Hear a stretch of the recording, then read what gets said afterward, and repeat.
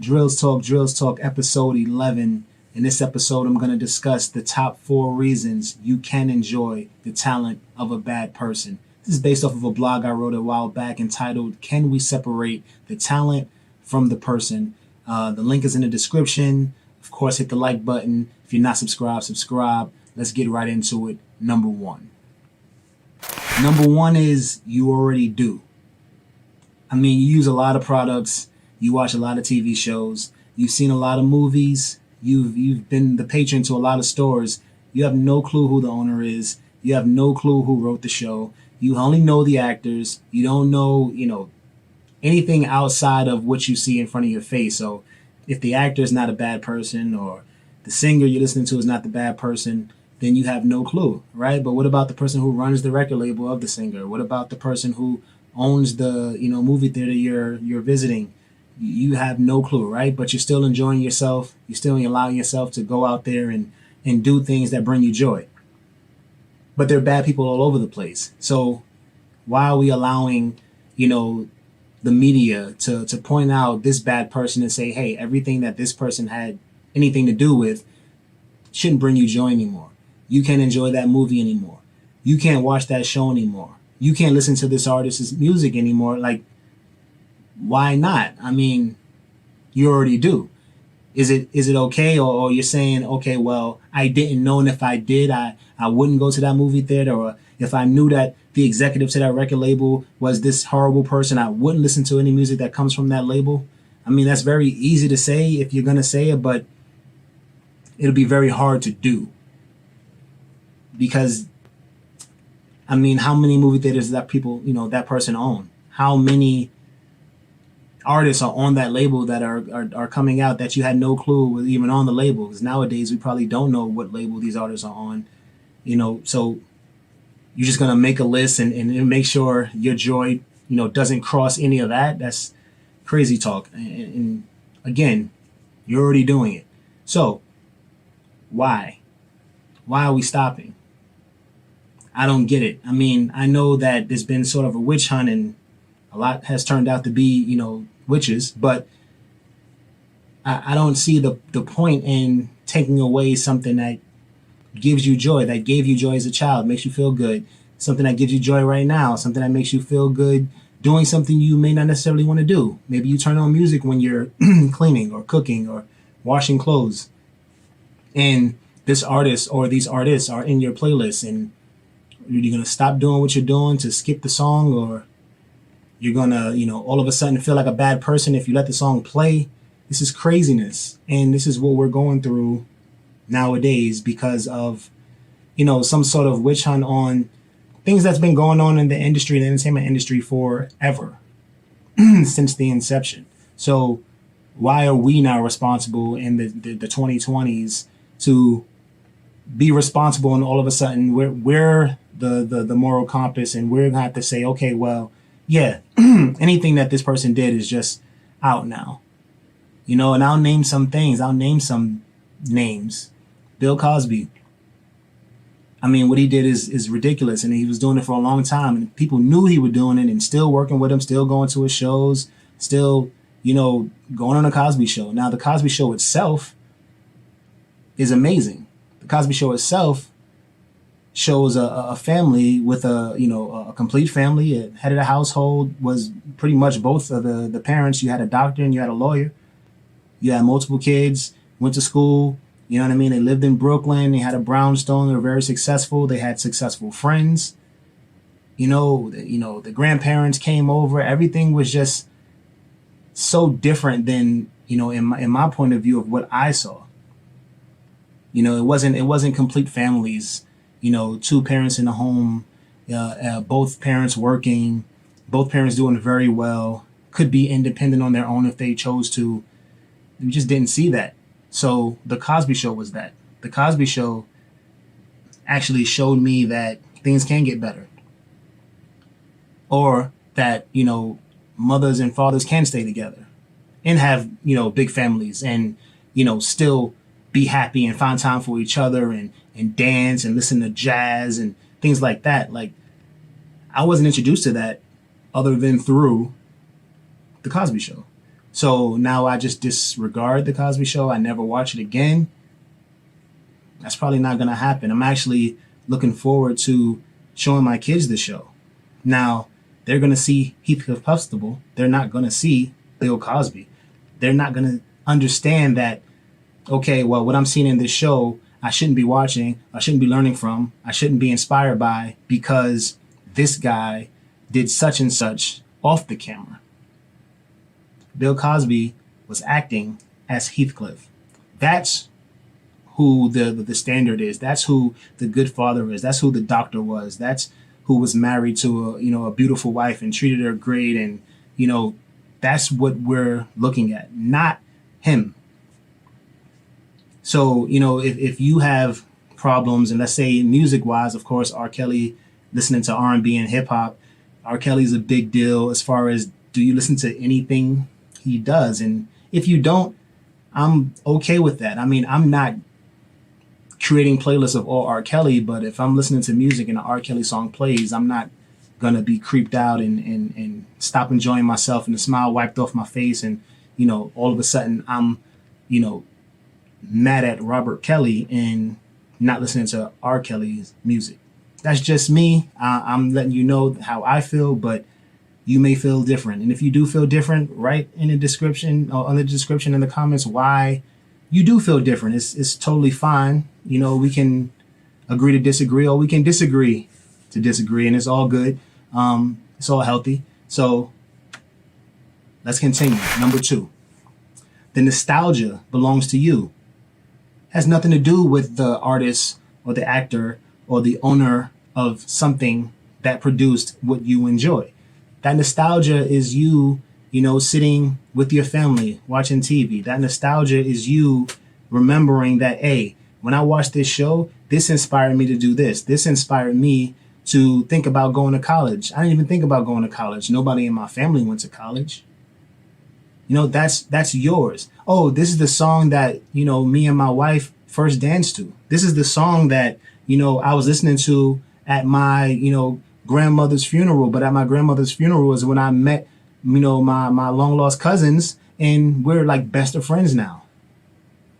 This song makes me remember the good times with my grandmother and remember the day that I met my best friend.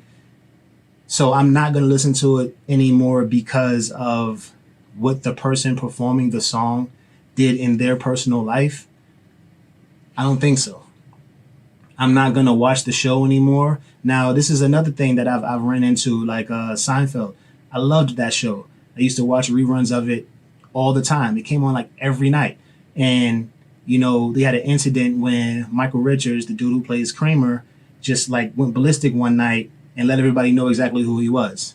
He was on stage at a comedy club in New York and just started berating somebody in the audience with the N-word and blah, blah, blah. He was then booed off stage. His career, over. And I had trouble watching the show. I didn't watch the show for years after that.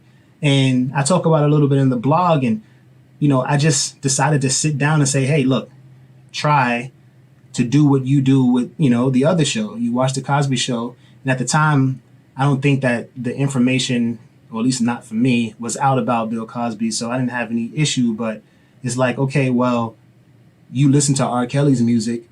Why can't you watch Seinfeld? And, with that question, I was like, okay, well, why can't I? Let me sit down and attempt to.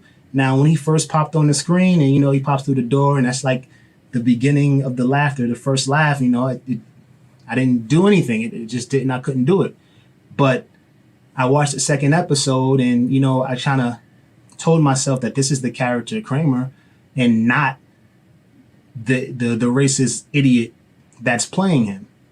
So that really helped, and I was able to enjoy the show. And every now and then I'll sit down and watch a Seinfeld rerun, and that's because I actually pushed through and told myself that this is not exactly, who you're seeing. You're seeing Michael Richards when you should be seeing Kramer. So, it may be something that could help you.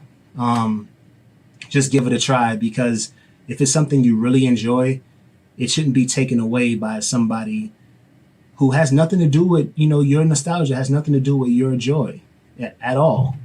They made the mistake. They did the stupid thing. They did the repulsive, act. But part of the art that they created that you enjoy has nothing to do with them. And, it may take some time to get there. But again, that nostalgia belongs to you. Number three, it's the art you enjoy and not them. It's the art. I touched on it. It's the person they're portraying. It's the song that they're performing. It's the building that they own that you're, in, and it's not them. Yes, you may say, well, it's their talent because they're acting as this person. It's their talent because they're performing this song. Well, you have an argument there, but outside of that, like the executive and the record label, it's not their talent at all. They're in charge. The owner of the building, they own the building. They have money. But what comes from that building has nothing to do with them. And if you want to go back to say, okay, well, yeah, what about the people who, like, this is their talent? What if there's this amazing, basketball coach and, everybody looked up to him and then we found out that he was just this terrible person? What about the guys he's coached who became great people? What do we do? Like, do we shun them? Do we throw them away? No, but that's something that he produced or she produced. They produced those great people, regardless of the fact that they were terrible people. So if you can understand that analogy, then I think you should be able to slowly grasp that, the production of this bad person is what they produced. And it doesn't really come with them. It does. You don't take their music or take their great coaching or great upbringing of young men and women into, great adults and then say, okay, well, yeah, but the person who made that was just so they're not that great of adults. They're not that great of people. It's not that good of a music piece. It's not that good of a movie or a TV show. How's that the case? I don't understand how that would be the case. It can't be. Like, logically doesn't make any sense. Emotionally, you try to either make it make sense or not make sense depending on which side you're on. If you're really trying to enjoy what you're watching or listening to, then I can see that you can say, okay, well, let's separate it. And that's where I am right now. Or you can say, well, I can't get past what they've done. I'm not going to separate it. I can't separate it. It's all intertwined. It's part of them. And that's what my argument is here, is to kind of convince you that I think the coach analogy is probably the best one, to where, yeah, this person sucks. He probably didn't want people to be, or she didn't want people to be as bad of a person as they are. So they, made the best of what they could and say, okay, well, maybe I'm a bad person. And I'm just like, it's nothing that I can do to fix it. But what I can try to do is make better people.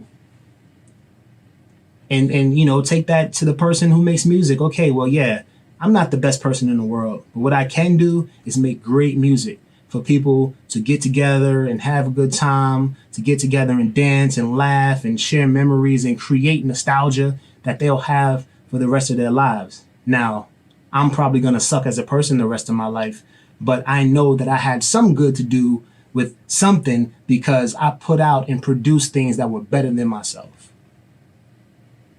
So, I'm going to be the recipient of that, talking about me, Drills. I will accept that production from a bad person, and I can now, with the talent that I have of separating, what they are from what they're producing, I can now enjoy that, and it's a big deal. Number four is inspiration. Now, I want to take you to back in times of, I would say, yeah, the 60s, civil rights movement times, and where, we would have people who would step up, and maybe they weren't the best person to step up. Maybe they weren't the cleanest person. Maybe they don't have the excellent background to where they were never arrested and they never got into trouble and things like that. This is why I want to talk about inspiration, because if you say you love exactly what you're watching or listening to, say you want to be a musician or you want to be an actor, and you're like, goodness, imagine how great Seinfeld would be if it was totally unblemished.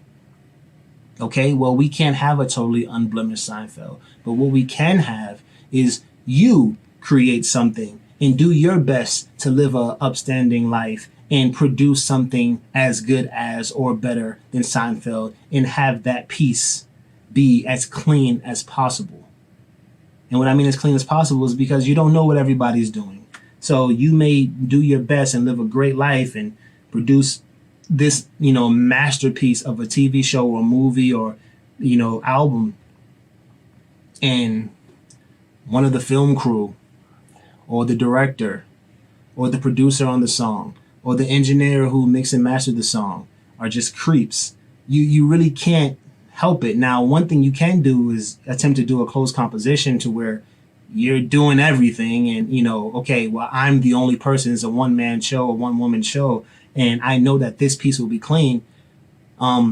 Absolutely, that should be great. And you can be inspired, right? You know that, okay, well, this piece of, legendary film or this piece of legendary music is not given the shine or the light that it should have because of who was involved with it. So if I can make something just as great and be the best person I can be and don't have nothing coming back to haunt me and don't have too many skeletons or any skeletons in my closet, I can, produce something inspired by that, created by me, given to the world without any blemish. Now, I understand that can be a huge undertaking, but it can happen. You can be inspired and create something great. You can be inspired to be this super clean, politician or super clean, civil rights activist. And, just for instance, for an example, Rosa Parks, she wasn't the only person who, sat in front of the bus and refused to get up, but she was the right person to utilize and say that this is the person who did it because she had a clean background. Her first arrest was the arrest from getting off of that bus, with the police. And the person who also did it, I believe, there's other stories, but you can go and fact check if you like, but I believe that there was a younger woman, but she was not married, and I think she was either pregnant or a teenage mom, and that wasn't the perfect person to use. That, I mean, and it sucks to hear that, but that's not the perfect person to use. So that would have been a little blemished. Maybe we couldn't have gotten the masses to feel sorry for her as much as we got the masses to feel sorry and side with Rosa Parks. And this is just how the masses think, or the people who control what the masses see and hear think. Unfortunate as that may be, but that's what it is. So if you understand that that's how it is, and you say, okay, well, I got over the fact that this person sucks as a person, and I love their work, I'm going to be inspired to create something as good as their work or better than their work, but with a clean slate. And that's my inspiration. Now you've got something, to do from that bad person. You were inspired to be better than that person. And now you have the opportunity to do so. Without that person being a bad person and creating that great work, you wouldn't have had the inspiration to do so because there would have been nothing to aspire to.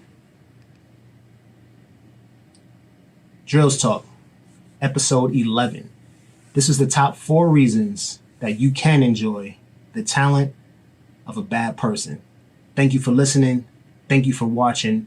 It's drills.com. Check this out. It's Drills.